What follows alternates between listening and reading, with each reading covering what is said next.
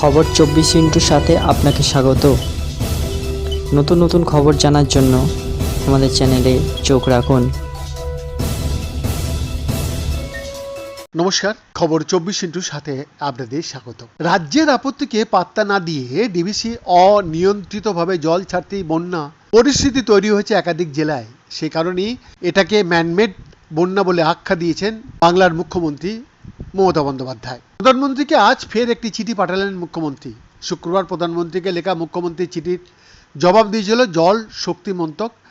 তার দাবিকে খণ্ডন করে ফের কড়া চিঠি পাঠালেন মমতা বন্দ্যোপাধ্যায়। আর তারপরেই দেখা গেল দুটি বড় পদক্ষেপ। মাত্র 3.5 ঘন্টা নোটিশে 9 ঘন্টা ধরে বিপুল পরিমাণে জল ছাড়ার ফলে রাজ্যে বন্যা পরিস্থিতির অবনতি হয়েছে বলে নরেন্দ্র মোদীকে জানিয়েছিলেন মমতা বন্দ্যোপাধ্যায়। তিনি ডিবিসির চেয়ারম্যানকে নিজে অনুরোধ করেছিলেন জল ছাড়ার বিষয়টি পিছিয়ে দিতে। এমনকি আপত্তি জানানো হয়েছিল 2.5 লক্ষ কিউসেক জল ছাড়ার ক্ষেত্রেও।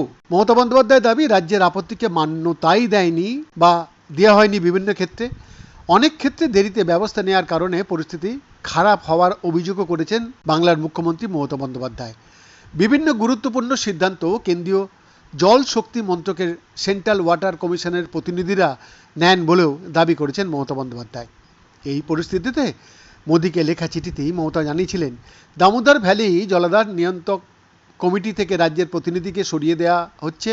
সেই মতো রাজ্য সরকারের সেচ ও জলপথ দপ্তরের চিফ ইঞ্জিনিয়ার DVRCC থেকে পদত্যাগ করে দিয়েছেন। জল ছাড়ার বিষয়ে সিদ্ধান্ত নিতে হলে তাকেই জানানোর কথা, কিন্তু তা হয় না বা রাজ্যের আপত্তিকে গুরুত্ব দেওয়া হয় না।